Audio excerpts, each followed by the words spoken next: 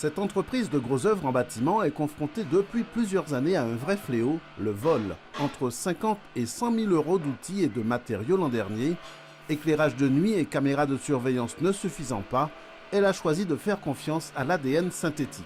Nous sommes victimes de vols fréquemment au cours de l'année. Des vols essentiellement de matériel électroportatif, de machines par exemple. On a aussi des vols de matériaux de chantier également qui se produisent. Et donc on cherchait à trouver un moyen pour lutter plus efficacement contre ces vols. À la manière de l'ADN qui caractérise les êtres vivants, le produit utilisé dépose une sorte de code génétique invisible à l'œil nu sur les objets à protéger. On vient apposer ce marqueur ADN sur l'outil et ce marqueur ADN possède un code unique qui est répertorié dans une base de données accessible aux forces de l'ordre. Le matériel de l'entreprise est répertorié et transmis à cette base de données gérée par le fabricant. L'ADN synthétique, rendu visible par une lampe à ultraviolet, permettra aux enquêteurs de savoir exactement à qui appartiennent les produits retrouvés après un cambriolage.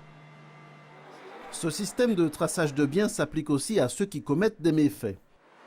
Séjour d'installation chez ce buraliste de Saint-François qui exerce depuis 6 ans. On s'est fait braquer 3 fois, j'ai eu 2 gros vols aussi, on s'est déjà fait tirer dans notre volet roulant aussi.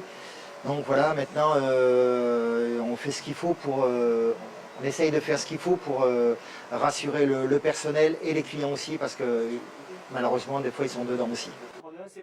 Dans cette simulation, un homme s'attaque à la caisse. Dans sa fuite, il est aspergé d'un léger nuage d'ADN synthétique. Les traces du produit vont imprégner ses vêtements ainsi que sa peau. Cet ADN synthétique reste sur la peau et les cheveux jusqu'à 90 jours, donc 3 mois, et sur les vêtements et les objets, elle reste des années jusqu'à environ 5 ans.